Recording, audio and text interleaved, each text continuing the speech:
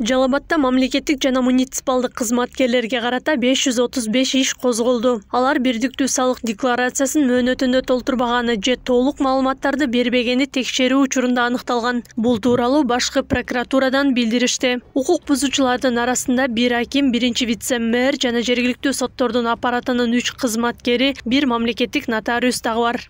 Текшерүүнүн жыйынтыгында 535 укук бузуулар соттук кароого жиберилип, 379 иш боюнча чечим кабыл алынган. Жалпы 1 миллион 254 миң сомдук айып пул салынып, 874 миң сом өндүрүлүп, мамлекеттик бюджетке которулган.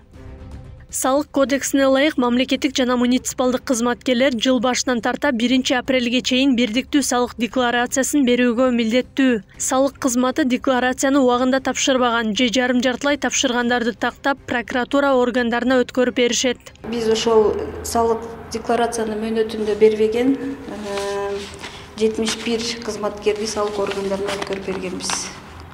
Ошондой эле бул мөөнөтүн бузгандар боюнча болуп атат. Ошондой эле декларацияны бузуулар менен же декларацияда камтыла турган маалыматтар толук камтылбай калган учурлар да кездешет. Алар боюнча 149, орусча айтканда заключение деп коет, аны дагы областтык прокуратура органдарына өткөрүп бергенбиз.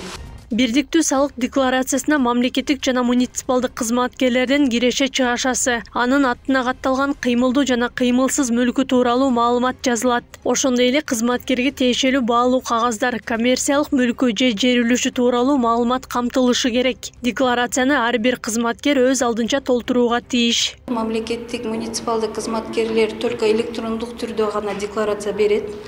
Ар мамлекеттик кызматкер өзү тапшырганга милдеттүү. Биз порядогун көрсөтүп беришибиз мүмкүн. Кайсы сайтка кириш керек, логинге кантип кириш керек, парольду кантип кириш керек. Имеем право только содействовать дейт да, орусча айтканда. Көрсөтүп беребиз порядогун, каерге эмнени толтуруш керек, кандай жазыш керек.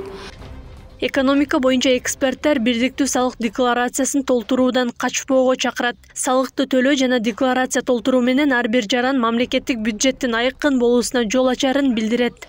Булар мамлекеттик кызматкер бир гана бюджеттен айлык алат. Жашап турган эчтекеси жок, коркпош керек. Жашырса, мыйзамдаса жооп бериш керек. Ал биринчиден жанагы мамлекеттик бюджеттин ачык айкындыгын такталат, бюджетке кошкон өзүнүн салымы дагы болот. Мамлекеттик кызматкер биринчи кезекте өзүрү толтуруп бериш керек, андан качкандан нерсеси жок. Мамлекеттик салык кызматы 2021 жылдын жыйынтыгы боюнча бирдиктүү салык декларациясын кабыл алууну быйылкы жылы 2 этап менен жүргүзгөн. 2022 жылдын 1 мартына чейин юридикалык жактар, 1 апрелге чейин жеке жактар тапшырган. Аклай Карабаева, Регион.